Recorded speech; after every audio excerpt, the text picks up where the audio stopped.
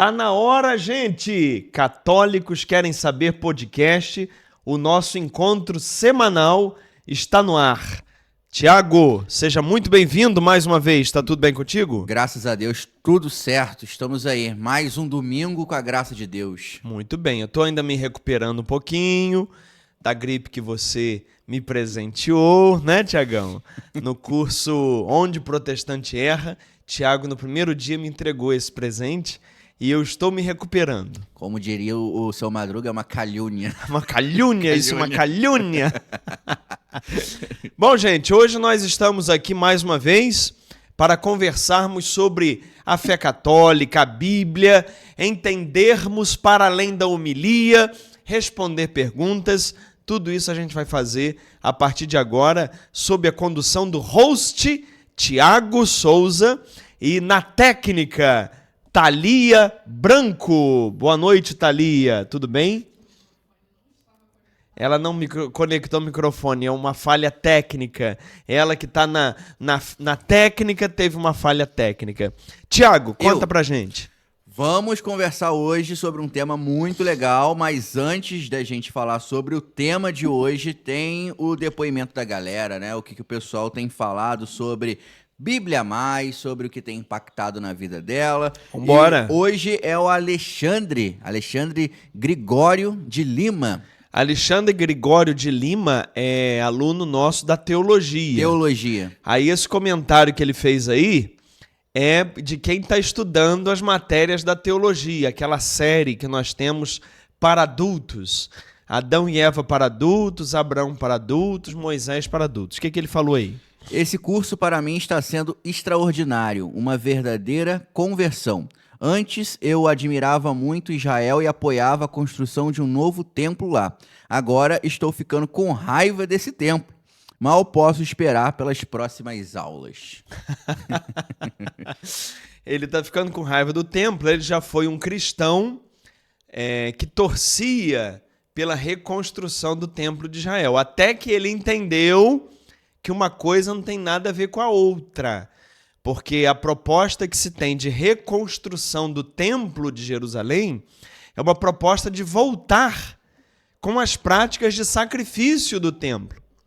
E qual é o sentido voltar a sacrificar animais no templo se Jesus é o Cordeiro de Deus que tira o pecado do mundo?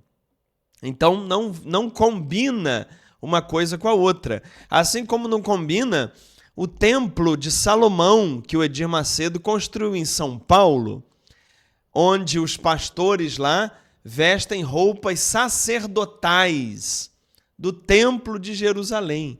Embora o Edir Macedo não faça sacrifícios de animais no templo dele, ele prega o sacrifício financeiro. Então, ao invés de você levar um animal, você leva um dinheiro e sacrifica no altar do Senhor para o Senhor te abençoar. Ixi. Só que Jesus é o Cordeiro de Deus que tira o pecado do mundo. Não sou eu que faço sacrifício para agradar a Deus. É Deus quem se sacrifica em Cristo para estar próximo a mim. Essa é a boa notícia do Evangelho. Abraço, Alexandre, e que você continue desgostoso do Templo de Jerusalém. É isso aí, muito bom, obrigado aí pela participação aí do Alexandre, e muito legal a gente escutar esses depoimentos, né, e a gente vê que acaba que nenhuma experiência é única, né, a gente tem similaridade nos depoimentos que as pessoas falam, né, inclusive eu tenho o mesmo pensamento, eu não falei isso pra você, eu era um admirador de Israel também, antes de começar os cursos e tudo mais, eu era um admirador do Estado de Israel. Isso, até porque nas igrejas, por exemplo, que eu frequentava protestante, tinha muita bandeira de Israel também, era falado muito de Israel, principalmente como um Estado novo no sentido de soberania, né? Aí a gente meio que tem um apreço, né? E sim, esse Estado de Israel hoje, de 1948 para cá, ele é sustentado pelos sionistas, que é um grupo de judeus fanáticos pelo poder, nem religiosos eles são. Sim. mas eles são fanáticos pelo poder político que eles têm nas mãos, e eles patrocinam, mandam dinheiro mesmo para muitos grupos religiosos cristãos para justamente carregarem bandeira de Israel e fazerem a cabeça das pessoas a favor desse Israel atual, confundindo as pessoas de que esse Israel atual é o Israel da Bíblia. E aí os sionistas, que ganham muito dinheiro com essa exploração toda lá em Israel, têm o seu poder estabelecido porque os cristãos os apoiam. É verdade. Então, é preciso, gente, não confundir. Focinho de porco não é tomada, não. Muito bom. Hoje é o último domingo do mês de setembro, né? E o mês de setembro, ele tem algumas questões que são de comemoração e também de conscientização. Comemoração, mês da Bíblia, tivemos o nosso curso bíblico excelente, inclusive 4 aulas maravilhosas, mas o mês de setembro também é de conscientização com Setembro Amarelo, que é a prevenção do suicídio, é a prevenção das doenças mentais que acabam levando a pessoa a cometer um suicídio, uma depressão, excesso de ansiedade e tudo mais. Por que a gente está trazendo esse assunto? Porque dentro da igreja, das igrejas, é um assunto que muitas vezes não é tão tocado. A gente deixa passar, muitas vezes as pessoas têm depressão, têm vergonha de dizer que está com depressão, que é falta de acreditar em Deus, é falta de fé, falta de oração. E se a pessoa comete um suicídio até pouco tempo atrás, e aí, até hoje, muitas pessoas acreditam que essa pessoa foi condenada ao inferno porque ela pecou contra o Espírito Santo. Dizem isso. Quando você tira a sua própria vida, você está pecando contra o Espírito Santo, e a Bíblia diz que é o único pecado que não é perdoado. Então, essa pessoa foi condenada ao inferno, não se reza a missa, não pode colocar na intenção. Enfim, eu estou abrindo aqui com spoiler do que a gente vai tratar hoje aqui no nosso podcast, mas eu gostaria de saber, já no início desse bate-papo, o que a igreja pensa sobre saúde mental. A igreja diz que temos que procurar terapia, ou só ir na missa serve, confessa com o padre, tá bom? O que é o posicionamento da igreja quanto à saúde mental? Veja bem, Tiago, se você chegar na igreja hoje, disser que você quebrou o pé, vai ficar todo mundo orando por você, porque você quebrou o pé. Meu irmão, deixa eu te ajudar, coitado. E tá certo. Mas se você chegar na igreja, dependendo do grupo, e disser, eu tô com depressão, vão te olhar de modo estranho. Vão dizer que você não tem confiança em Deus, que você não tem fé, que falta em você se entregar a Deus. Quando depressão hoje é uma doença, você sabe disso. Problemas emocionais como depressão, ansiedade, não se cura com oração, Tiago. Não se cura com jejum. Se cura com remédio. Se cura com tratamento médico. Da mesma forma como se cura um pé quebrado. Da mesma forma como se cura outras tantas coisas que a gente tem de problema de saúde. Sim. O problema é que a gente tem as ciências das almas, como se fala, que é a psicologia, a psiquiatria. Isso é recente na história humana. 100 e poucos anos para cá, que a gente tem esse olhar sobre a mente humana. Até então, isso era tudo tratado como coisas espirituais. Sim. Autismo mesmo já foi considerado possessão demoníaca. Nossa. Amarravam as crianças, porque estava com demônio. Inclusive você vê isso ainda hoje em discurso de alguns líderes religiosos. Meu Deus. Eu vi um pastor de Curitiba falando, rodou aí na internet, que uma professora da escola dominical dele chegou lá e disse assim, pastor, a gente precisa criar aqui uma sala especial para crianças com autismo. Eu digo isso assim, com tranquilidade, que eu tenho um filho autista, você sabe disso. Autismo leve, mas é autista. Aí a catequista disse, a professora da escola dominical lá do pastor falou que tinha que criar uma sala especial com recursos. Ele falou, não, o que precisa é tirar o demônio dessas crianças. E falando isso na pregação dele, Tiago.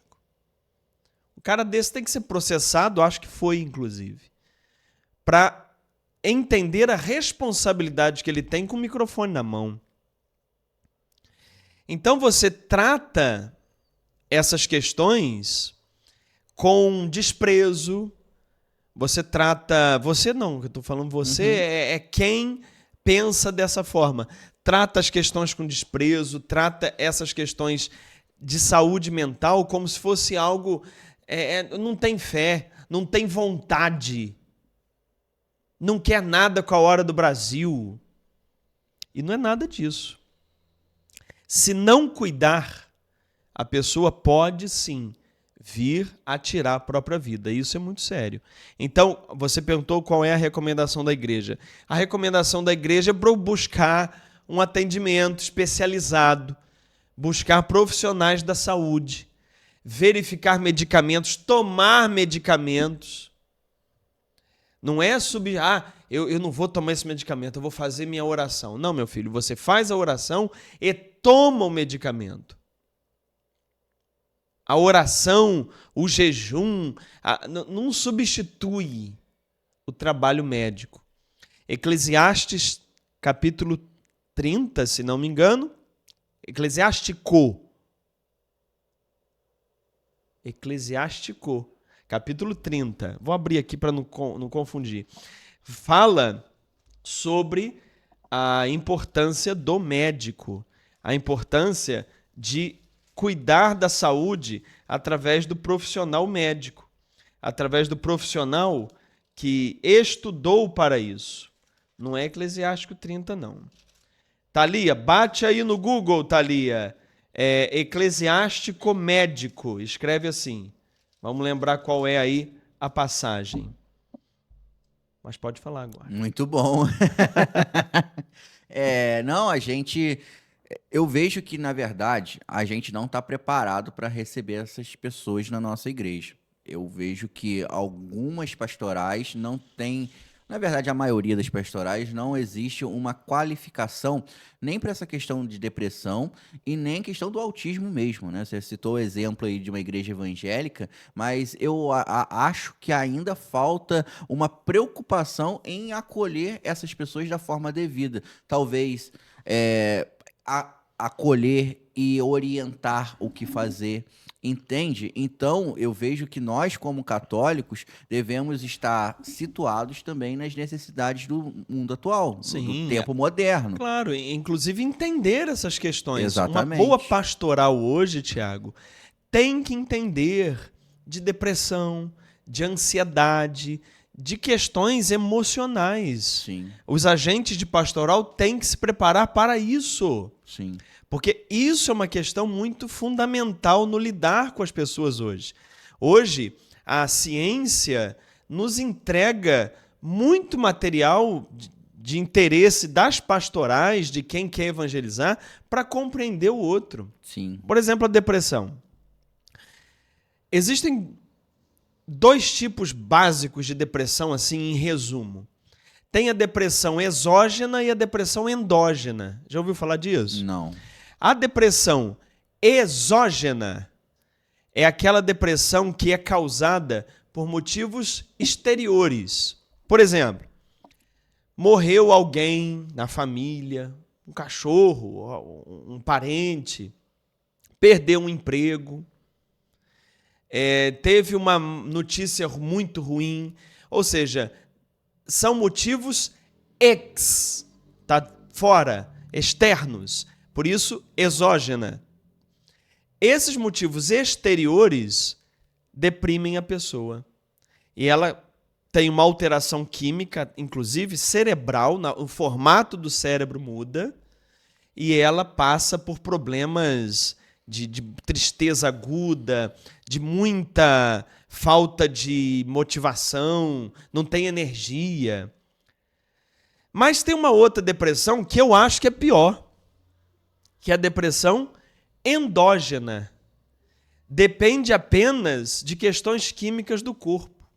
E por que eu acho que essa é pior? Pior para quem está olhando de fora. Porque você olha a pessoa com depressão, você fala assim, ih, fulano, olha a sua vida. Você tem casa, você tem filho, tá todo mundo bem, tá todo mundo com saúde. Você não está valorizando o que você tem. Você está pecando contra Deus, porque você não agradece o que você tem. Cara, isso é de uma idiotice, de uma ignorância. Porque aí você vai afundar mais a pessoa ainda, Tiago. Aí que você vai botar ela no ralo. Porque ela vai começar a se achar o cocô do cavalo do bandido. Porque ela fala assim, poxa vida, é verdade, eu tenho casa, eu tenho família, eu tenho filho, todo mundo com saúde, todo mundo bem, e eu nessa tristeza. Eu realmente não valho nada mesmo. Aí ela se joga para baixo mesmo. Mas não é, você não pode nunca julgar uma pessoa, porque ele tem tudo e está triste aí. Não, ele tem tudo, mas você já fez uma análise química do corpo dele? Biologicamente, como é que ele está quimicamente? A depressão também é criada quimicamente pelo nosso corpo. Então tem que ter muito cuidado. Valorize tudo que a pessoa depressiva disser. Dê a ela conforto, carinho, acolhida.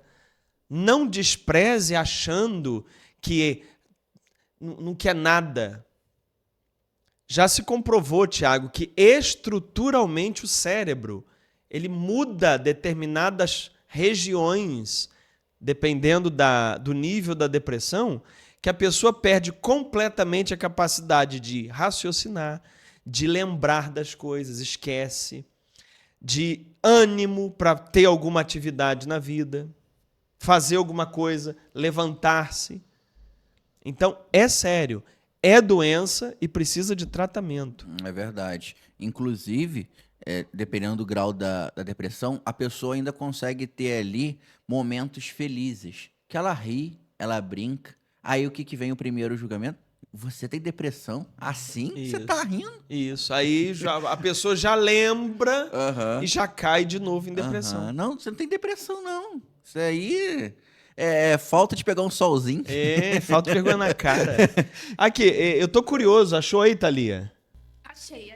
É o quê? Deixa eu pegar aqui. Ela achou ou não achou, Thiago? Não sei.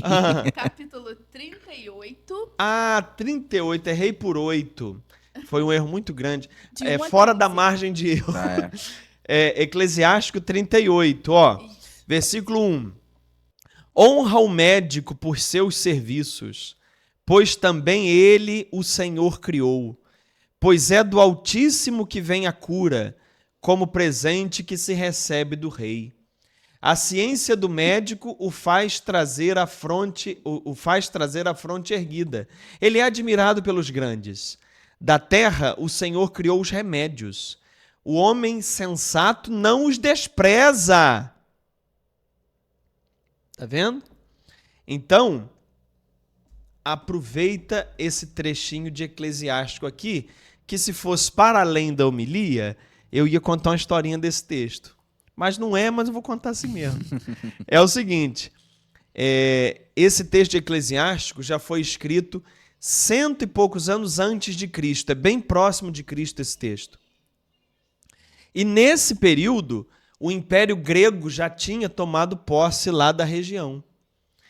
E a medicina nasce com os gregos. Foi Hipócrates, o pai da medicina. Ele, inclusive, dizia: seja o teu remédio o teu alimento, e o teu alimento seja o teu remédio. Ou seja, cuide-se através da alimentação. Isso Hipócrates, o pai da medicina, 400 e pouco antes de Cristo. E aí os gregos já tinham tomado todo o território com Alexandre o Grande e a medicina chegou em Israel. Por isso que você vê esse texto falando dos médicos. Mas se você pegar Levítico, por exemplo, que é um texto escrito antes do Império Grego chegar, antes da medicina chegar em Israel, você vai ver que é o sacerdote quem avalia a condição de saúde de uma pessoa, porque não tinha médico. Um para além da homilia especial aqui. Muito bom, muito bom. Você falou sobre a questão da responsabilidade de quem está com o microfone na mão. Eu penso que pregadores, em geral, quando eles vão falar sobre esse tema, e aí a gente falando dentro do campo da igreja, eles precisam ter um conhecimento bem técnico sobre isso para não falar besteira, né? Porque se a gente vai para um campo espiritual, como a gente está lidando aqui no podcast, e aí acaba falando como se fosse um coach, na verdade, nem uma pregação, é um coach, e acaba piorando a situação da pessoa lá. Então, eu acredito que o pregador, ele precisa ser uma pessoa extremamente conectada também com a ciência. Ele não Claro, pode se basear claro. somente na Bíblia, né? Não, e muitos não se baseiam nem na Bíblia, se baseiam nas ideias que vão tendo. No ITC. Exatamente, no ITC, Instituto Tirei da Cabeça, não é? É isso aí. Mas olha bem, suicídio, o tema que você puxou aí no Aham. início. Olha como é que é importante, Tiago, você ter noção de história. Uhum. Por isso que nos nossos cursos eu faço questão de unir tudo, né? História, arqueologia. Você sabe qual é o nome da matéria que une de uma vez história e arqueologia? Historiografia. Quando falar historiografia, é a história com a arqueologia. Uhum. Mas vê bem, todo mundo pensa aí, todo mundo é modo de falar, pensa que alguém que cometeu suicídio vai para onde? Pro inferno. Para o inferno. Não é isso? Uhum. Da onde vem isso? Quem inventou isso? Não sei. Vou te contar uma história. Olha que interessante. Primeiro, a Bíblia não trata do tema suicídio. Uhum. A Bíblia conta sobre suicidas. Tem 6 suicidas na Bíblia. Mas nenhum desses a Bíblia faz um juízo moral a respeito do suicídio. Fulano cometeu suicídio é contrário à vontade de Deus. Não existe isso. Conta-se casos de suicidas. Daqui a pouco eu vou falar desses suicidas aí, se você me perguntar, e você vai se espantar. Mas daqui a pouco a gente fala dos suicidas.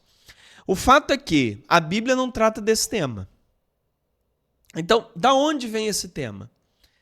Esse tema é o seguinte: os gregos que dominaram lá a região de Israel antes dos romanos, eles viam o suicídio com parte da visão positiva.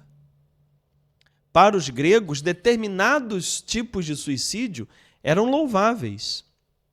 Por exemplo, quando alguém está sendo fortemente injustiçado, para que ele não se coloque nas mãos de quem o está injustiçando e que vai acabar tirando a vida dele, ele decide a hora de encerrar a sua vida. Isso é o pensamento dos gregos.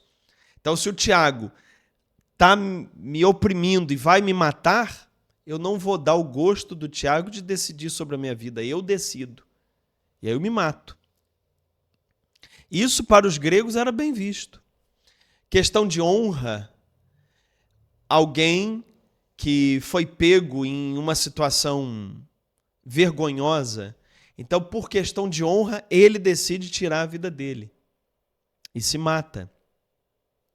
Veja, estamos aqui analisando a cultura dos gregos. O suicídio era bem visto em vários casos. Depois dos gregos vieram os romanos. Os romanos desenvolveram o maior império que nós temos notícia até hoje, o Império Romano, que dominou o mundo praticamente todo conhecido naquela época. Os romanos tinham o direito. O direito que nós temos hoje vem dos romanos, eles criaram o direito. E no direito romano, o suicídio era mal visto. E qual era o motivo do suicídio ser mal visto? Olha, você tem um império. Num império, todos são seus escravos, né? O imperador é dono das terras e das pessoas. Se você, Tiago, é um imperador e você tem escravos, isso é um bem seu. Mas e se esses escravos começam a se matar? Você tem prejuízo. Você perde seu patrimônio. Se você é um dono de terras que tem lá lavradores que trabalham na sua terra, camponeses que trabalham nas suas terras, e você paga mal a eles, eles vivem em condição subhumana, mas você os explora, e se eles decidirem tirar a vida deles? O que acontece? Fica no prejuízo. Você fica no prejuízo. Então, o direito romano é que lançou a história de que quem suicida tem que ter uma punição. E a punição era o quê? Se você suicidar, Tiago, você perde algum bem que você tem. Se você tem uma terrinha, uma casinha, alguma coisinha, você perde. Então ele está punindo, na verdade, os herdeiros, a família. Isso era para quê? Para botar um freio. Para que não acontecesse suicídios, já que a pessoa está sem perspectiva nenhuma de vida. Ela é mal paga, ela é escrava, ela vive em condição subhumana. Que sentido ela tem para a vida dela? Então o sentido é punir. Não faz, porque você vai ser punido. E aí, Santo Agostinho, lá pelo ano 400 e pouco, ele inaugura uma teologia sobre o suicídio, falando que não é vontade de Deus, e ele entende que o homicídio que fala na Bíblia, não matarás, serve também para tanto não matar o outro, quanto não matar a mim mesmo. E atenção, essa teologia de Santo Agostinho começou a ser usada para o controle populacional. Não estou dizendo que Santo Agostinho controlava as pessoas, mas o ensino dele sobre suicídio começou a ser usado. E aí a gente entra na Idade Média, quando igreja e poder político e Estado eram uma coisa só. E aí você tem na Idade Média o Estado punindo as pessoas que suicidavam, como não dando herança para os descendentes dela, não deixando enterrar no mesmo cemitério que os demais, para causar um afastamento, e entrava as pregações, dizendo que quem cometer suicídio já está no inferno, não fazia exéquias, as orações de velório, não fazia missa pela alma. Então você teve ali naquele momento uma doutrinação muito forte para impedir que as pessoas cometessem suicídio, com um objetivo muito obscuro, que era o objetivo das pessoas serem exploradas e se manterem vivas exploradas. Então é medo para que elas possam continuar sendo exploradas e fiquem por ali trabalhando dessa forma. Terrível, né, Tiago? Terrível, nossa. E hoje, se a gente for parar para pensar, as pessoas que cometem suicídio, por mais que elas não estejam sendo escravizadas normalmente, mas é uma escravidão mental, né, que ela tem, né? Ela não tem perspectiva também de melhora, de futuro. Exatamente. Então, é uma dor cruel que só ela sente. Aí é que entra o detalhe. Se você perguntar hoje na mentalidade das pessoas hoje, pergunta aí na sua igreja, na sua comunidade, na sua pastoral, faz essa pergunta: o que você acha do suicídio? A opinião vai ser: eu sou contra o suicídio, porque quem se suicida vai para o inferno. A opinião geral vai ser essa. Porque foram séculos de pregação sobre isso. E a gente já nasce ouvindo isso.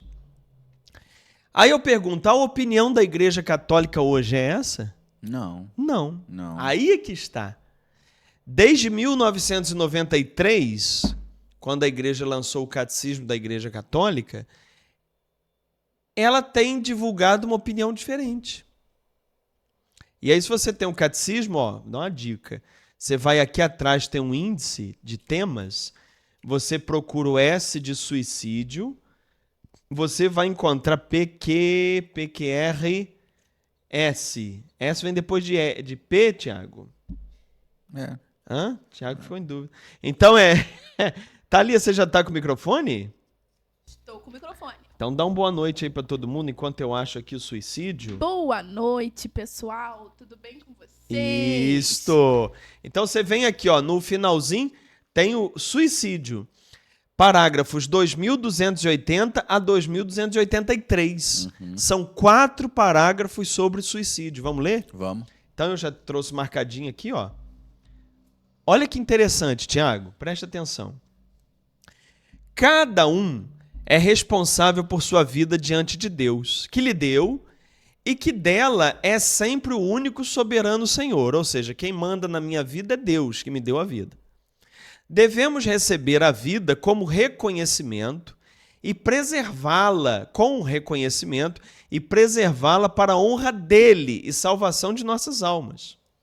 Somos os administradores e não os proprietários da vida que Deus nos confiou. Não podemos dispor dela. Beleza? Tá claro, não tá? Tá. Continua, parágrafo 2281. O suicídio contradiz a inclinação natural do ser humano a conservar e a perpetuar a própria vida. Naturalmente, Tiago, a gente quer manter a vida. Todo o nosso corpo está programado para manter a vida. Eu faço um cortezinho aqui agora, ó. Todo o meu corpo vai trabalhar para cicatrizar isso aqui. Meu corpo busca a vida. Eu busco a vida. Todo mundo quer viver. Sim. Somos inclinados para a vida. Tirar a própria vida é contra a naturalidade Sim. do que a gente faz. Sim. Numa sensação de perigo, a gente busca correr. Busca correr, com instintivo. certeza, instintivamente. Agora, é gravemente contrário ao justo amor de si mesmo. Então, tirar a minha vida é gravemente contrário ao amor que eu devo a mim mesmo. Ofende igualmente ao amor do próximo, porque rompe injustamente os vínculos de solidariedade com as sociedades familiar, nacional, humana, as quais nos ligam a muitas obrigações. Ou seja, ao cometer o suicídio, eu rompo meu elo com todo mundo que me ama, que está junto de mim. Eu causo uma dor imensa na família. O suicídio é contrário ao amor do Deus vivo. Tudo bem até aqui? Aí ele vai falar algo grave. Se for cometido com a intenção de servir de exemplo, principalmente para os jovens, o suicídio adquire ainda a gravidade de um escândalo. Porque há muitos grupos, especialmente que envolvem uma forma fanática religiosa, que já cometeram suicídios coletivos. Em vista de Jesus estar voltando, em vista o fim do mundo vai acontecer agora, e nós vamos ser arrebatados, e aí o arrebatamento deles é se matarem. Então se matam todos, coletivamente.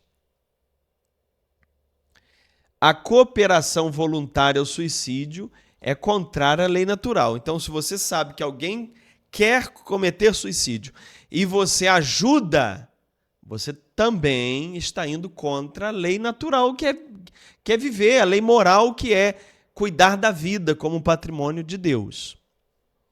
Aí nós vamos chegar no que eu quero. Finzinho do parágrafo 2282. Distúrbios psíquicos graves. A angústia ou medo grave da provação, do sofrimento ou da tortura podem diminuir a responsabilidade do suicida. Então, o catecismo abriu aqui uma janela para que a gente olhe o suicídio de uma outra maneira também. A pergunta é: todas as pessoas que cometem suicídio estão perfeitamente no seu estado mental normal? Estão com as suas faculdades mentais funcionando como devem funcionar, com equilíbrio, com normalidade? Dificilmente. Pois é. Agora, a igreja só pôde dizer isso aqui depois da evolução da ciência. depois das descobertas da psicologia, da psiquiatria, que nos aponta que determinados distúrbios mentais, psíquicos, levam a pessoa a cometer o suicídio, não por ódio a Deus, mas por achar que é a única saída viável. Muita gente que comete suicídio, Tiago, não está em ódio a Deus, nem aos irmãos, nem a ninguém. Ele apenas quer se desfazer de um problema. E o problema é a vida dele. Porque todo mundo quer viver. Até o momento em que a vida se torna de um peso tão grande que ele não consegue mais suportar. E veja, todo mundo tem que evitar isso. Ninguém pode aprovar isso. Ninguém pode facilitar isso. Óbvio que não. Mas, ao acontecer uma fatalidade dessa, o nosso olhar deve ser cristão. Deve ser de misericórdia. E nós não podemos repetir conversas que foram faladas durante séculos com o objetivo de botar medo nas pessoas para que elas sofressem caladas. Então a gente tem que ter muita misericórdia, muita compreensão ao lidar com famílias que passam por essa situação. Sim. E aí o catecismo termina dizendo assim, parágrafo 2283, não se deve desesperar da salvação das pessoas que se mataram. O que o catecismo está dizendo? Que a gente não pode se desesperar, perder a esperança na salvação das pessoas que se mataram. Deus pode, por caminhos que só Ele conhece, dar-lhes ocasião de arrependimento salutar, arrependimento verdadeiro. E veja, quando se fala assim, o suicida, ele não vai para o céu porque ele não tem tempo de se arrepender. Mas às vezes nem é caso de arrependimento, porque ele estava doente. Ele não estava com as condições mentais adequadas para tomar decisões. Então nem é caso de arrependimento. Porque não era caso de decisão voluntária, querida por ele. Não. A igreja, olha como é que o catecismo fecha, Tiago. A igreja ora pelas pessoas que atentaram contra a própria vida. Então, pode-se fazer exéquias, orações, no velório de um suicida? Claro! Pode celebrar missa para um suicida? Óbvio! A igreja ora pelas pessoas que atentaram contra a própria vida. Aquela fase de que as pessoas não podiam ser sepultadas no mesmo cemitério, que não podia orar, isso já acabou. A igreja ouviu a ciência, ouviu a posição de quem entende a mente humana. Sim, é interessante você ter citado essa questão do impacto que um suicídio acontece. Eu acabei de ver aqui a notícia, né? Fui até pesquisar para não falar da minha cabeça. É um dado de 2021. A cada um suicídio pode impactar até 135 pessoas de alguma forma psicológica pelo trauma de perder alguém. Sim, então você vê eu tenho na minha família casos de suicidas. Não é um ou dois, não. Mas Tem. E isso impacta todo mundo. Agora, a nossa postura pastoral, Tiago, a nossa postura de abraço cristão, não é condenar ninguém ao inferno. não. É dizer para a família, vem cá, me dá um abraço, e Deus está com a gente e com fulano também. Porque veja, Tiago, se a misericórdia de Deus não for para uma pessoa que estava em agonia psicológica e chegou a tirar a própria vida, se a misericórdia de Deus não for para essa pessoa, vai ser para quem? Vai ser para quem? É verdade. Então, essa é a atual posição da Igreja Católica hoje Sim. sobre o suicídio. E a pessoa que está num estágio desse, né, ela tá tão fora da consciência realmente, né, da racionalidade, que é como se fosse o contrário, né? A gente, no estado normal de saúde, busca 100% pela vida, para a gente estar bem. Essa pessoa, ela sempre está planejando como ela pode se livrar daquele problema, daquela dor. Eu assisti um corte do podcast da doutora Ana Beatriz, que é uma psicóloga, psiquiatra, né? E ela é muito influente, né? Ela até escreveu um livro, Mentes Perigosas, né? Então, é muito conhecida. E ela estava contando de um caso que ela estava atendendo de uma paciente que estava muito grave, e ela já estava dando sinais diversas vezes que iria cometer suicídio. E aí, a família, por preocupação, ela contratou uma enfermeira e uma pessoa para poder ficar de vigilância, para não deixar ela sozinha, para que ela não cometesse o suicídio. E a doutora Ana Beatriz era a profissional responsável por ir conversar com ela, entender a mente dela e tudo mais. E aí ela estava contando que em uma das sessões, ela parecia que estava recuperando. Ela parecia que estava ficando bem. E aí, com isso, ela começou a conquistar a confiança das pessoas que trabalhavam com ela. A enfermeira, a pessoa que estava fazendo a segurança, e uma pessoa de condição financeira boa, não era uma pessoa rica. E o que acontece? Ela planejou se jogar do prédio. E ela conseguiu convencer a enfermeira que ela estava bem, pediu para a enfermeira ir buscar algo, o segurança também para poder se afastar dela, só que ela deixou uma carta escrita, dizendo que a doutora Ana Beatriz não tinha nada a ver com a história, que tudo que ela pôde fazer, ela fez, e era uma decisão que ela estava tomando porque ela não aguentava a tamanha dor que ela estava sentindo. Sim, exatamente. Dói. Aí ela subiu... Dor da alma dói. Sim. Dor mental dói. E tem que acompanhar essas pessoas, elas têm que tomar medicamento, elas têm que fazer terapia, elas têm que ser acompanhadas mesmo. Porque é algo que muitas vezes é mais forte do que elas. E na maioria das vezes o suicídio não é uma escolha.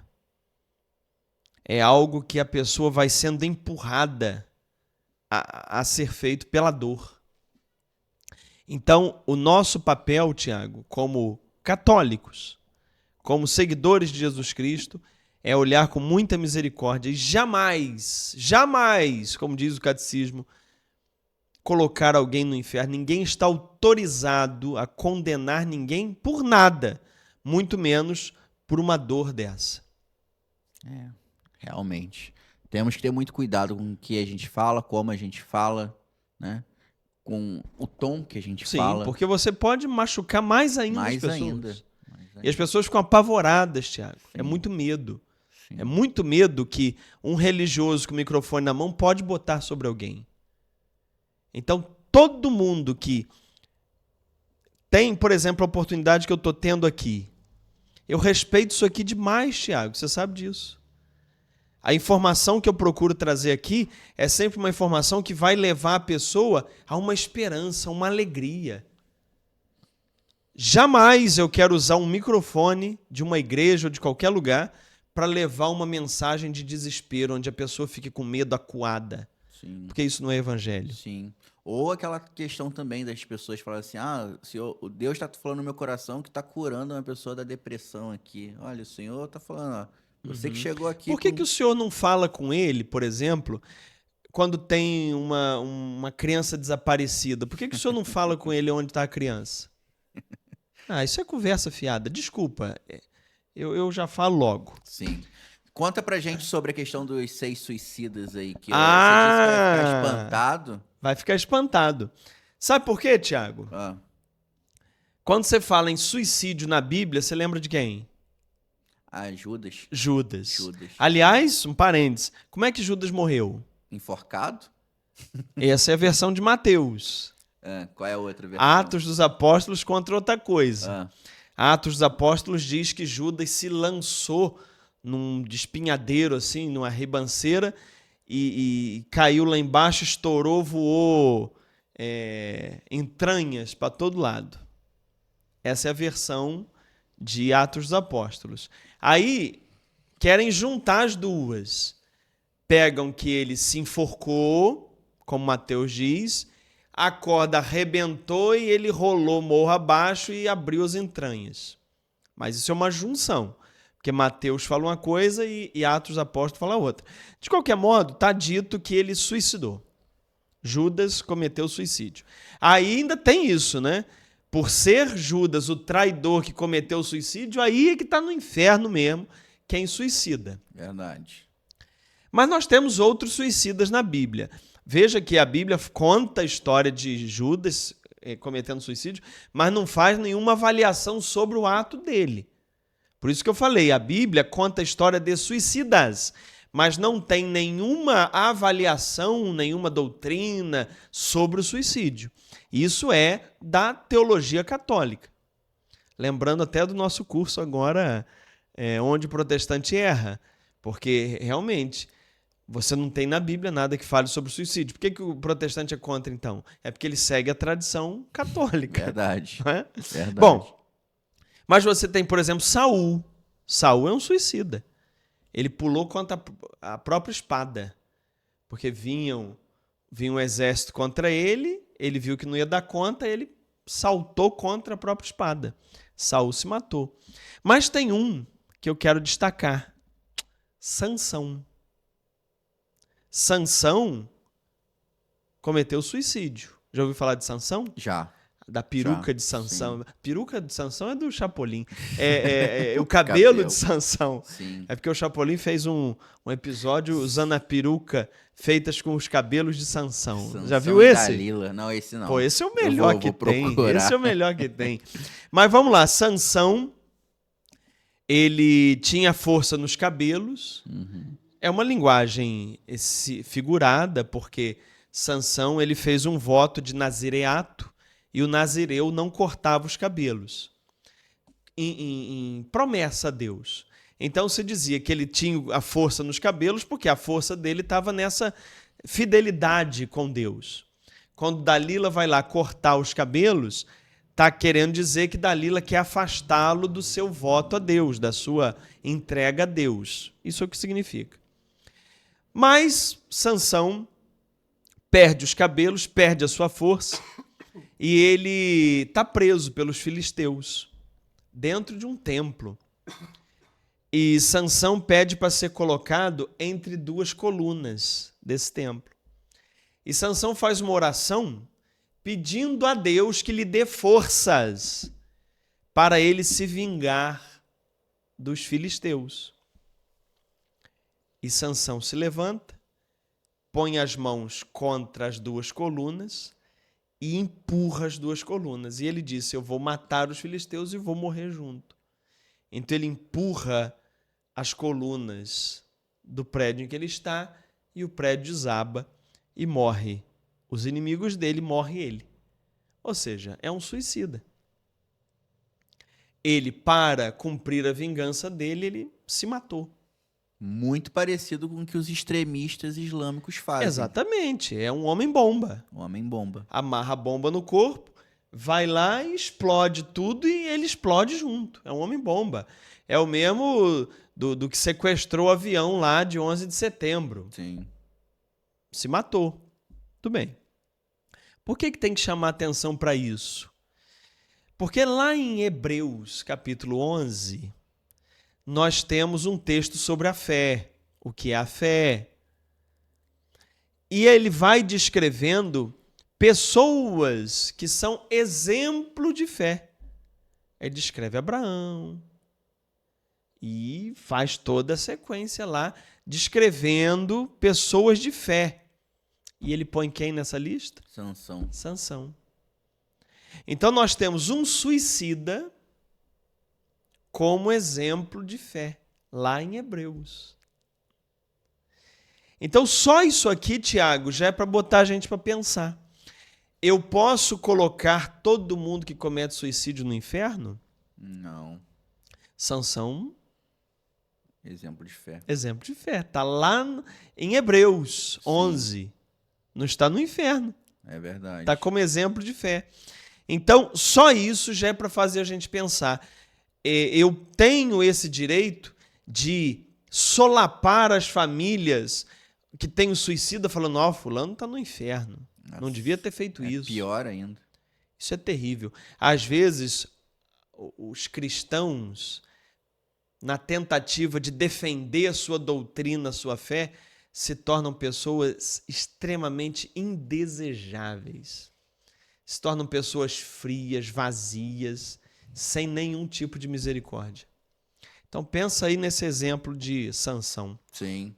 Não sei se foi você que me contou isso. Acho que foi. Que o homem-bomba, ele faz isso porque na cabeça dele ele tem uma recompensa muito maior quando ele morre, né? Que ele vai pro céu. Os extremistas islâmicos, né? Sim. Eles acham que se eles fizerem isso, essa vingança, eles vão morrer, sim.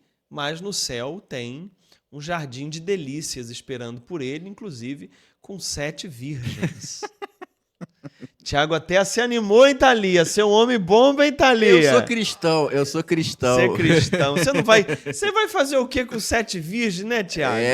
O quê? Eu já tenho Thalia, graças a Deus. Já tem Thalia grávida ali. Exatamente, graças a Deus. Muito bom. Olha, tema importante. Você vê que até o pessoal que está assistindo, tá vendo que a gente não fez tanta brincadeira como a gente faz nos outros podcasts, mas é porque o tema exige uma responsabilidade. Existe responsabilidade e existe respeito, porque é um tema de muita dor, né? Sim. Muita dor para a família que passou por isso, ou por pessoas que podem até estar assistindo a gente e já tentaram suicídio. Verdade. E muitas vezes já tentou suicídio e agora, além dos problemas emocionais, traz ainda uma culpa. Ai, meu Deus, eu tentei suicídio, Deus nunca mais vai me perdoar. Meu irmão, eu quero dizer para você, se a misericórdia de Deus não for para você, se a misericórdia de Deus não atingir seu sofrimento, eu já estou no inferno muito antes de você. Porque a misericórdia de Deus é para quem sofre, a misericórdia de Deus é para quem tem dores, a misericórdia de Deus é para nos encontrar na nossa fraqueza, na nossa miséria, na nossa máxima vulnerabilidade. Então fica em paz. Agradece a Deus pelo dom da sua vida e segue tranquilo. Segue tranquilo. Assim como quem tem familiares que cometeram suicídio e foram até o fim e a pessoa foi embora, infelizmente, fique tranquilo, como diz o catecismo. Vou ler de novo. Parágrafo 2283. Não se deve desesperar da salvação das pessoas que se mataram. Deus pode, por caminhos que só Ele conhece, dar-lhes ocasião de um arrependimento salutar. A igreja ora pelas pessoas que atentaram contra a própria vida. E é importante, Carlos, a gente falar sobre isso, e até antes da gente ir para além da homilia, é que a gente precisa ter cuidado com todas as pessoas que estão demonstrando alguma situação que possa levar ao suicídio. Tem que ter atenção e cuidado com todo mundo. A gente está falando aqui do caso da pessoa que já tentou cometer ou a pessoa que chegou ao final. Mas, por exemplo, automutilação, principalmente em adolescentes, crianças e adolescentes. Sim. A gente precisa estar atento a isso, porque já é um indício a essa situação. Isso é, Tiago, um pedido de ajuda. De ajuda, exatamente. Quando a pessoa começa a se automutilar, a falar que não aguenta mais viver, a falar que bom que se eu morresse, ela, na verdade, está pedindo ajuda. A gente tem que entender a intenção da frase que a pessoa está dizendo. Então não é falar você é frouxo, você não quer nada, você é isso, você tem tudo. Isso é bobagem. Então é preciso ter respeito e colocar-se no lugar das pessoas que sofrem. Sim. Isso é ser cristão. Sim. E para os familiares, pais, mães responsáveis, ficar atento também às crianças, às adolescentes, os sinais que estão dando, o pedido de socorro, porque a gente acaba que com a nossa correria do dia a dia não percebe as pessoas que estão dentro da nossa casa, Exatamente. né? Então é uma responsabilidade também, porque com acesso à internet, com tanta coisa aí, a gente vê que as crianças, os adolescentes têm tido alguns comportamentos que podem levar a essas situações de depressão, de ansiedade, de automutilação. E muitos jovens, Tiago, filhos de agentes de pastoral de igreja, pelos pais só saberem ficar dentro de igreja e não dar atenção aos filhos, muitos filhos de pessoas religiosíssimas estão em depressão profunda neste momento. É verdade. Porque os pais, com a desculpa de vamos para a igreja, vamos entregar o nosso fim de semana a Deus, passa o fim de semana todo em movimento, encontro não sei o quê, e o filho lá abandonado. Aí o filho ou vira ateu, porque eles falam, bom, um Deus desse não me interessa. Um Deus desse que tira meus pais, não me interessa. Eu queria ter meu pai. Meu pai e minha mãe ficam só o fim de semana enfiado de igreja atrás de Deus, então eu não quero Deus para mim. Ou ele fica assim, revoltado, ou ele desenvolve depressões e muitos dentro de casa não conseguem ver isso no filho. Aí ficam lá na igreja, cuidando dos outros. Sim. Então, tem que ter equilíbrio em tudo, gente. Sim. Pensa nisso. Eu citei esse caso no nosso primeiro episódio dessa temporada sobre a questão de cura de gerações e é bom ressaltar, né, que eu até citei nesse primeiro episódio de uma pregadora que falou que o filho dela que tinha depressão é porque ele não tinha aliança com Deus e o filho dela que estava tocando bateria, ele tinha aliança com Deus. É. E ela só não tem aliança com o cérebro, porque a linha de pensamento dela é um absurdo, totalmente contrária ao que o catecismo da igreja ensina. É uma fala extremamente fanática, tá vendo? Que não leva em consideração o que faz uma pessoa ter depressão, a ter ansiedade, a ter vontade de morrer. E aí, ao invés de ser cura para o filho, ela julga e põe sobre o filho ainda um peso maior. Faz exatamente o que Jesus falou dos fariseus religiosos, que eles colocam sobre os outros fardos pesados que eles mesmos não carregam. É isso que muita gente religiosa faz. Em nome de Deus, enfia fardos pesadíssimos no ombro dos outros, achando que com isso estão ensinando a verdade. Estão destruindo as pessoas, isso sim. E hoje, o que a gente tem para além da homilia? Além da homilia, você está gostando desse quadro, Thiago? Eu tô gostando. E você aí que tá assistindo, tá gostando também? Coloca aí nos comentários. Tô gostando ou também não tô gostando, que aí a gente lê aí. Como diz o professor Carlos, comente o que você quiser. Se você tá gostando, não tá gostando, um elogio, uma crítica, coloca aí que a gente tá de olho em tudo. É importante lembrar sempre que cada vez que você clica aí em gostei, não é escrever gostei, pode escrever também, mas clica na mãozinha que tem debaixo do vídeo. Cada vez que você clica nessa mãozinha, o YouTube entrega esse vídeo para mais 5 pessoas. Então, se você, por exemplo, achou essa mensagem de hoje importante sobre suicídio, clica aí na mãozinha que você vai estar enviando para 5 pessoas, que você nem sabe quem é, mas que está precisando.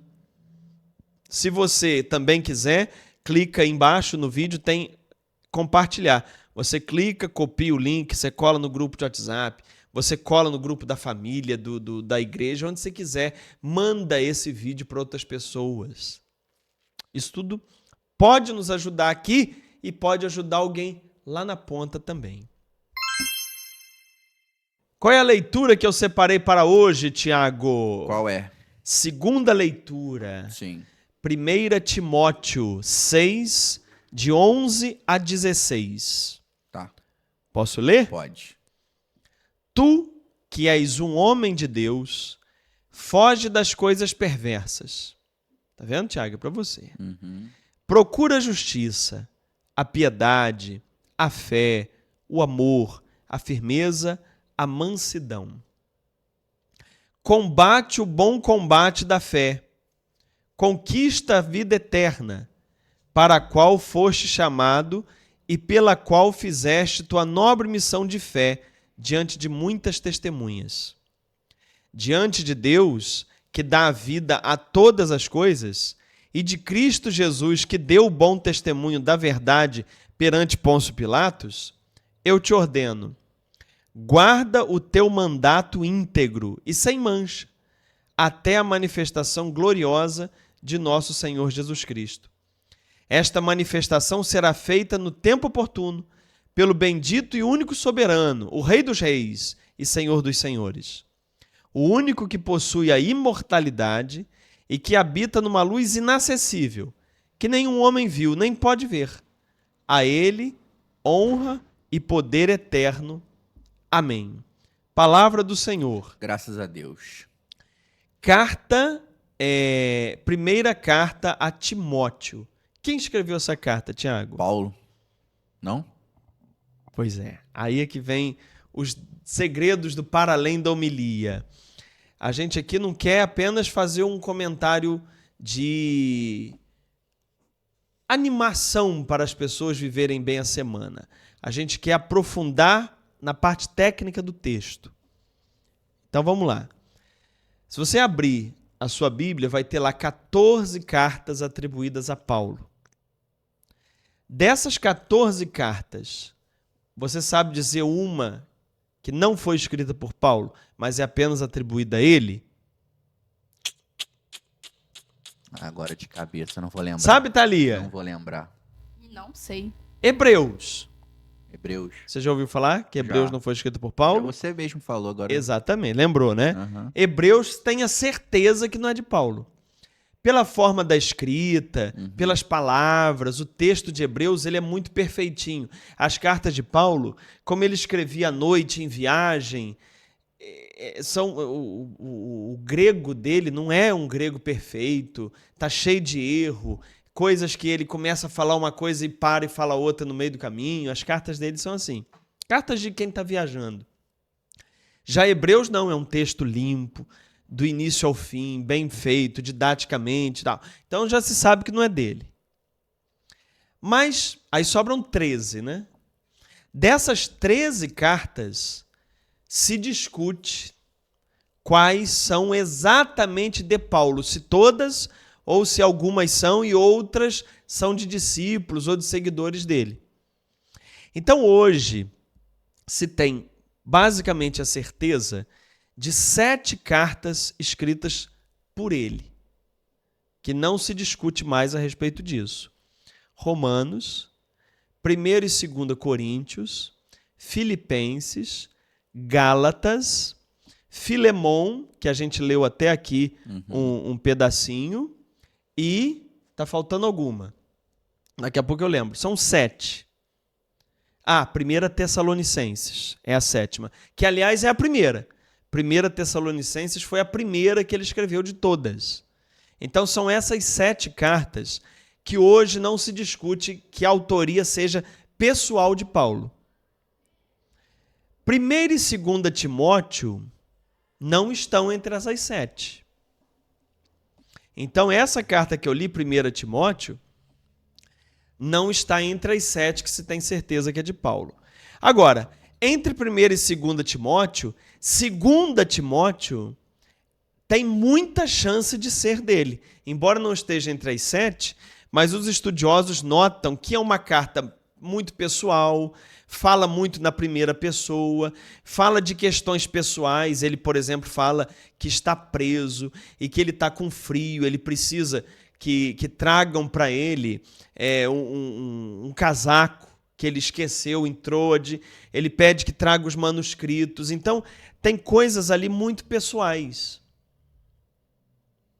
Então, tem uma grande chance de 2ª Timóteo, e eu estou no hall de quem acha que é mesmo de Paulo. Só que 1ª Timóteo, que é o que eu li hoje, não é dele. E isso se tem praticamente certeza porque o estilo de texto é outro. Os assuntos são outros. Não tem esse tom pessoal. É uma carta mais pastoral, para orientar como uma igreja deve funcionar. Diferente do estilo dele, muito incisivo, muito respondendo questões ali do dia a dia. A carta 1ª Timóteo é mais geral para a organização de uma igreja. E o que chama atenção aqui? É que, vamos dizer que 2ª Timóteo seja dele, como eu penso que seja pelo que eu já falei. É na 2ª carta a Timóteo que ele fala assim: combati o bom combate. Sim. Completei a corrida, guardei a fé. Essa despedida famosa de Paulo está na segunda carta a Timóteo, que ele escreveu da prisão, se foi ele mesmo, ele escreveu da prisão pouco antes de morrer. E aí, alguém pegou essa carta que ele escreveu a Timóteo, que no caso nosso aqui é a segunda, mas era a carta a Timóteo, e em cima dessa escreveu a primeira a Timóteo, com um tom mais geral. Só que ele usa aqui, ó, no versículo 12 que eu li, falando para Timóteo: combate o bom combate da fé, conquista a vida eterna. Ou seja, o que pode ter acontecido, e provavelmente foi isso. Paulo escreveu de fato a segunda carta a Timóteo, que não tinha o nome de segunda, carta a Timóteo. Escreveu da prisão, pedindo algumas coisas que ele estava precisando lá, e ele sabia do seu fim iminente, e escreveu: combati o bom combate, completei a corrida, guardei a fé. Na hora em que alguém mais tarde foi fazer o que a gente chama de primeira carta a Timóteo, se baseou nessas falas de Paulo que estão na segunda carta ao Timóteo e copiou para cá, dando conselho a Timóteo: combate o bom combate, guarda a fé. Então a gente pode ter aqui um fechamento dizendo o seguinte: a primeira carta das duas, né, 1 Timóteo e 2 Timóteo, a primeira que foi escrita foi a segunda, que foi Paulo mesmo que pode ter escrito da prisão, e mais tarde alguém, para mostrar como as igrejas deveriam funcionar, utiliza-se das palavras de Paulo para escrever uma nova carta, que foi tida como primeira carta a Timóteo. Interessante, hein? Gostou dessa? Gostei, novidades. É, novidades. E aí não tem nenhuma informação de quem pode ser essa pessoa. Não Nada. tem. Por exemplo, Hebreus, alguns pensam que foi Lucas que escreveu. Porque o texto de Lucas, ele é de um grego sofisticado, que Lucas era grego, né? Então é de um grego melhor. Porque o grego, em geral, do Novo Testamento é muito ruim. Quem escreveu o Novo Testamento sabia grego, não. Marcos, por exemplo, o texto dele é péssimo em grego. As cartas de Paulo são muito ruins. É o grego usado como se fosse assim um português de periferia. É o Koiné? É o koiné. Esse koiné foi um nome que inventaram para ele. Uhum. Porque, na verdade, é grego ruiné. Imagina alguém que fala português, Sim. cheio de gíria, Uhum. que é de periferia, que aí os sábios mestres de português olham com desdém. Nossa, fulano fala mal português, não sabe nem escrever. É assim que é o texto do Novo Testamento em grego. Entendi. É um grego totalmente fora dos padrões. Sim, eu vi que era um grego comercial, né? Era falado ali na zona do Porto, né? Onde que o pessoal fazia era um negócios, grego de quem não sabia falar grego e nem escrever grego. A verdade é Entendi. essa. O Novo Testamento é mal escrito. Se passar nenhum deles passa no Enem. Entendi. Pega Mateus, Marcos, Lucas, João, Pedro, põe para fazer o Enem do grego, todo mundo leva bomba. É igual eu falando inglês. Exatamente. Aprendi o básico do básico e vai mais ou menos arranhando. Exatamente. Tá na fé ou tá demais hoje? Hoje tem? Tem. O que você separou aí, Thiago? Hoje é Vamos um ver. Tá na fé. Tá na fé? Tá na fé. Vamos assistir? Ver. Vamos embora. Aqui com o Alex, meu amigo. Ele é judeu, ele é israelense. Ele fala hebraico.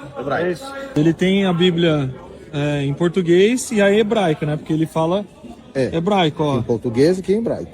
Ó, o Senhor é meu pastor, nada me faltará. Ok. Essa é a nossa tradução no Brasil. Dois erros. Primeiro, a palavra nada. Nada. Aqui não existe. Aqui está escrito a palavra lo, que significa não, e não é nada. Ou seja, Certo. primeiro erro é não. O segundo erro, a palavra faltará. Só que no hebraico está escrito ersar. Ersar é eu não faltarei. Então, o Senhor, o meu pastor, e eu não faltarei com ele.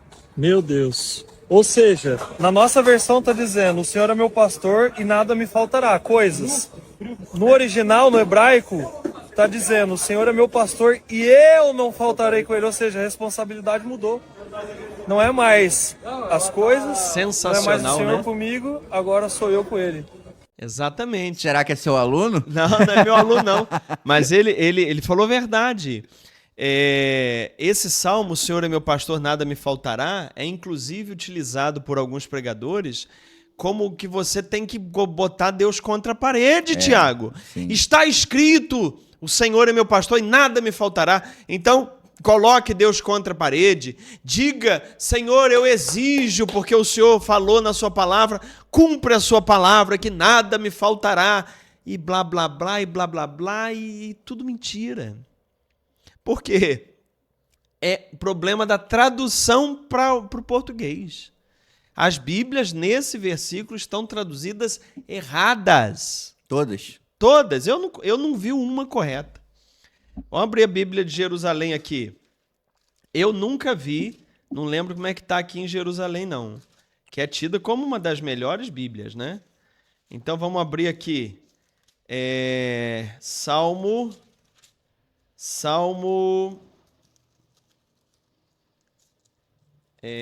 21.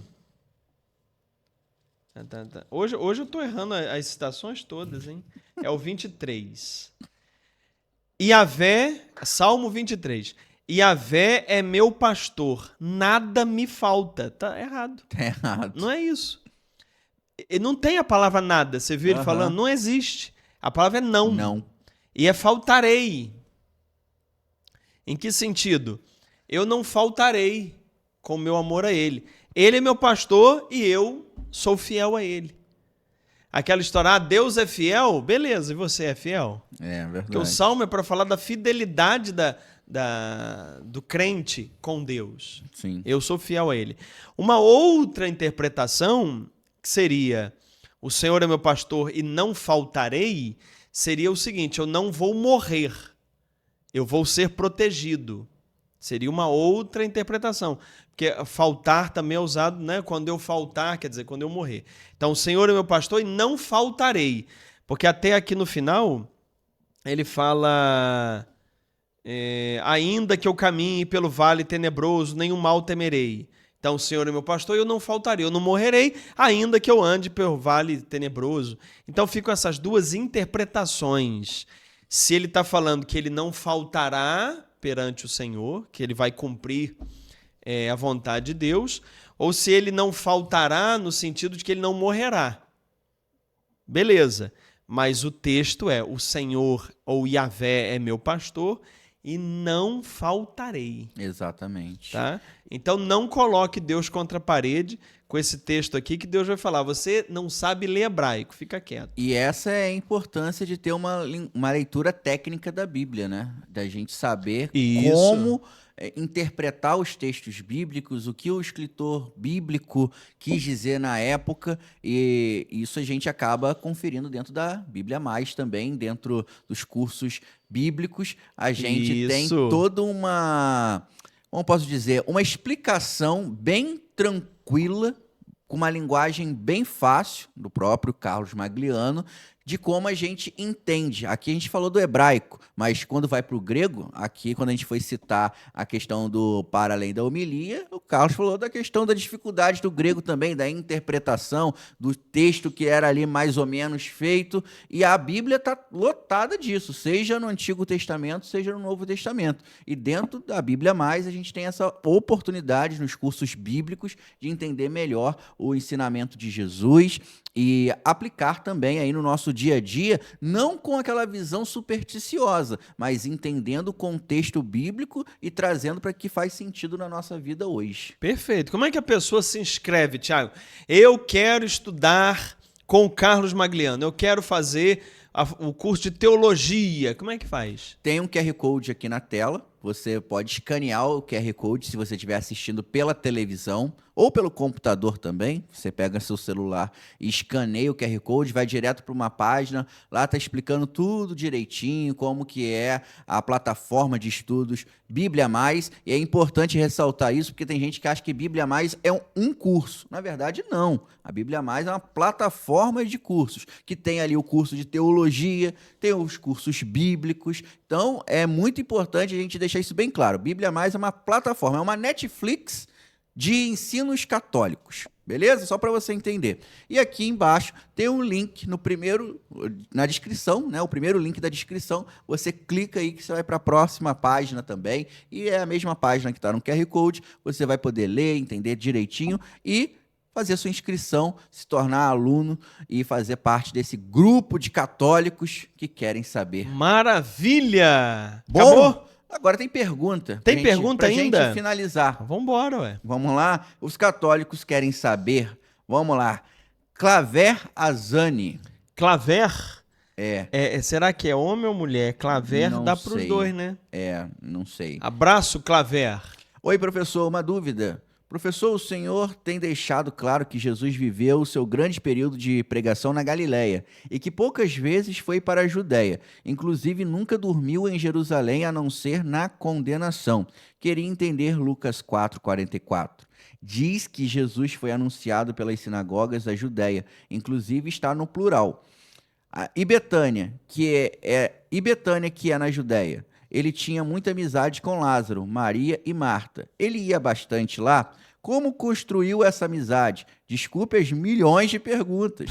É que só o senhor mesmo para tirar essas dúvidas. Parabéns e obrigado pelos podcasts. Só o Senhor para tirar essas dúvidas todas. Porque eu também tenho dúvidas que o Senhor ainda não tirou, mas espero que ele um dia tire. Ele disse, Lucas 4:44? 44? 44. Vamos ver aqui o que está dizendo Lucas. E pregava pelas sinagogas da Judéia. Ah, sim. Ao raiar do dia, Jesus saiu para um lugar deserto.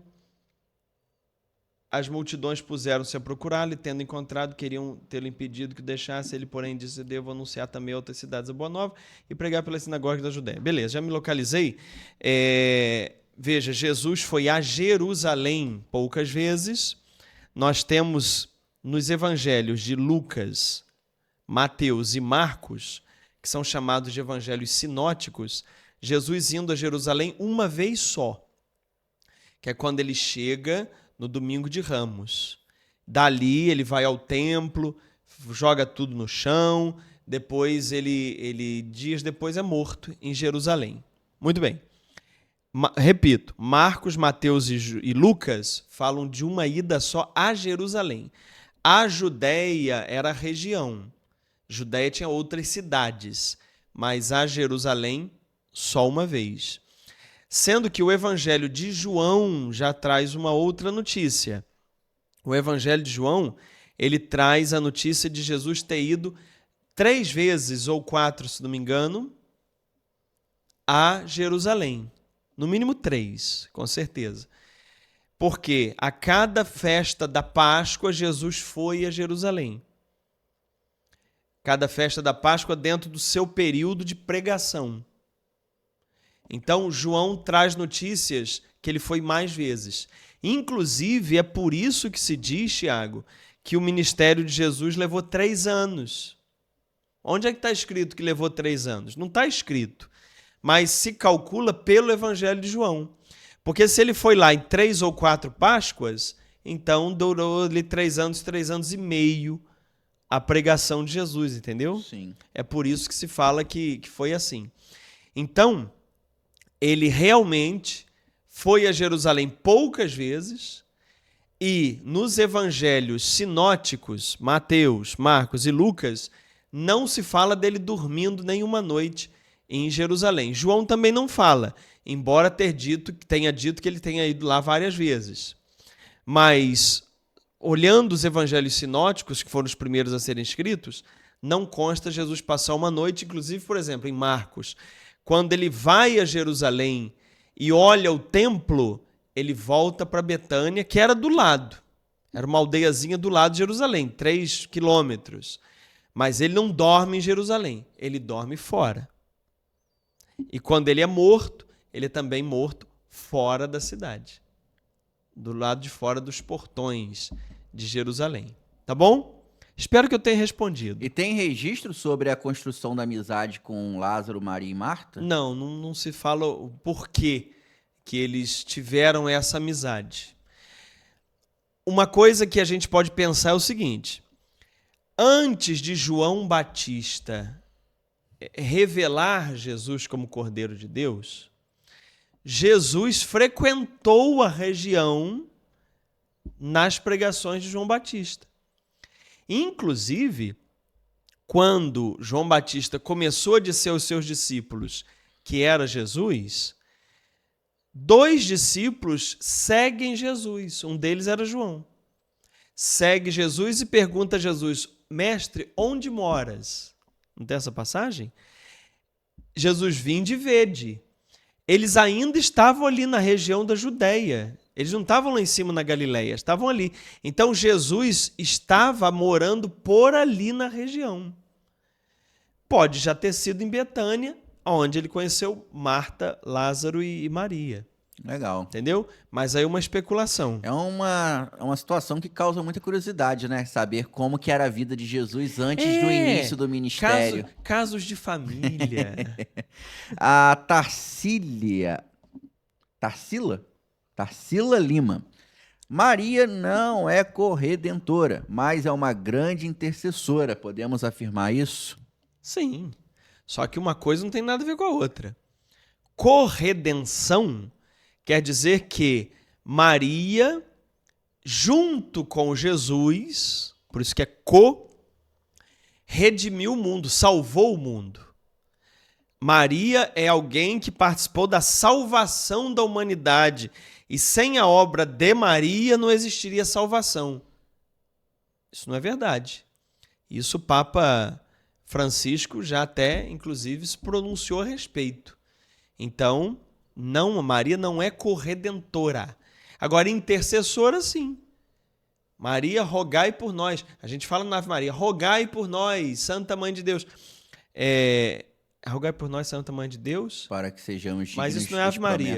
Na Ave Maria, como é que é? Porque se pegar pelo meio, a gente Santa pega. Maria, Santa Maria, Mãe de Deus, rogai por nós. É o pecadores. Mas é a mesma coisa. Então, Maria é intercessora, claro, ela intercede. Ela está com a gente, ela reza conosco e por nós. Mas ela não é corredentora, co-salvadora. Isso não. A Valdinéia escreveu o seguinte: a ciência diz... Sim, ela de Valdinéia está dizendo. Valdinéia? Valdinéia. A ciência diz que somos pó de estrelas e que quem soprou foi Deus. Pode explicar? A ciência diz isso? Ela colocou aqui no Não, mas não diz mesmo. Nós somos pó de estrelas. Parte do que ela está falando é verdade. O cosmo, Nós né? somos... Olha que interessante isso. Você, Tiago, existe há quanto tempo? 29 anos. Você existe há 29 anos com a consciência de Tiago. Mas o seu corpo já existe há muito mais que isso. Seu corpo existe desde o Big Bang. Olha. Porque tudo que existe material no universo já existia lá no Big Bang. Esse material que formou o seu corpo aí, ele tem resto de estrela. Aí ela tem razão. Uhum. E ele já existe. Todo esse material que compôs o Tiago, isso sempre existiu no universo. Legal. Não é? Então, a construção, os tijolinhos que fizeram esse corpo do Carlos Magliano aqui, estão há 13 bilhões e meio de anos nesse universo, desde o Big Bang. Isso é o que a ciência fala. Sim. Agora que Deus soprou, aí já é uma interpretação dela. A ciência não fala isso. Entendi. A Lívia Queiroz, ela tá perguntando o seguinte, e eu já vou aconselhar a Lívia, olha, aqui no canal tá aberto ainda, tá? Onde o protestante erra. Assiste as 4 aulas que você vai ter uma explicação boa sobre a pergunta que você está fazendo. Mas eu vou trazer aqui, ó. Existe alguma passagem na Bíblia sobre a morte de Maria? Cremos que ela foi elevada ao céu. Isso, é uma crença católica. Uhum. É um desenvolvimento da doutrina católica. Na Bíblia não tem nada. Mas aí Mas como acreditar em algo que não está na Bíblia, meu Deus? Aí assista Onde o Protestante Erra, que vai te ajudar. Tá aí disponível no YouTube para quem quiser. Isso, e a gente tem que tomar o cuidado de a gente não ser o católico que comete esses mesmos erros que os protestantes, né? Que fica pensando que tem que estar na Bíblia. Ó, se tem que estar na Bíblia, então, foi o que eu expliquei lá no curso. Não fala de aborto na Bíblia, não fala de anjos caídos que viraram demônios na Bíblia. Sim. Então, estuda aí a Bíblia com o curso Onde o Protestante Erra. Vai no nosso canal do YouTube, é só acessar. Se inscreve no canal, meu filho, para você receber as notificações. Exatamente. Última pergunta de hoje, inclusive essas perguntas de hoje foram selecionadas pela Thalia. A Ângela Silva falou o seguinte: bom dia.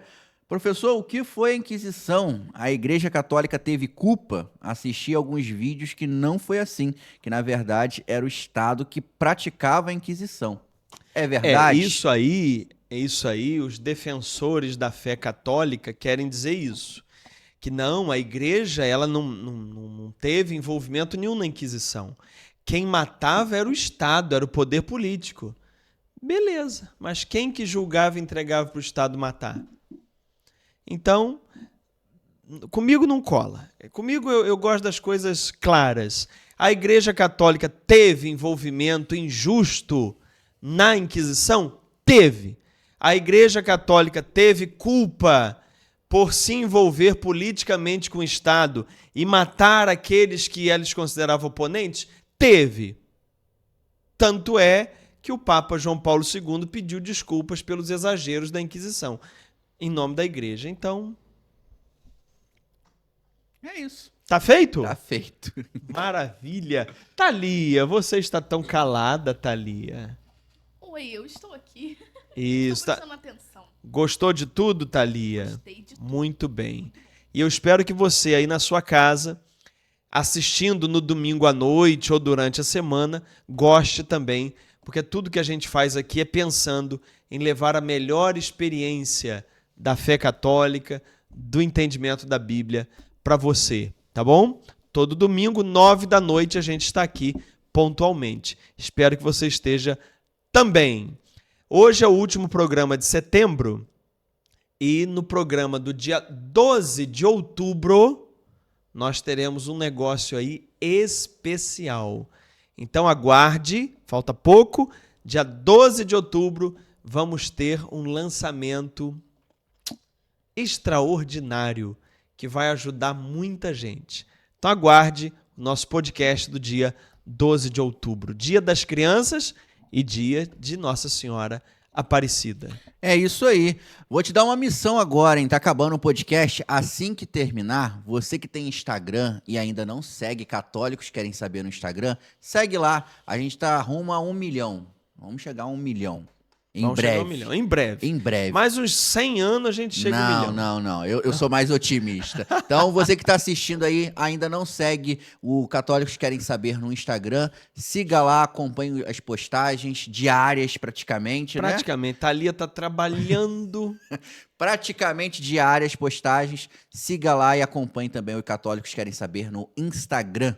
É isso? Acabou? Acabou. Atenção! Assiste de novo, porque a repetição é a mãe da aprendizagem. Tchau, tchau.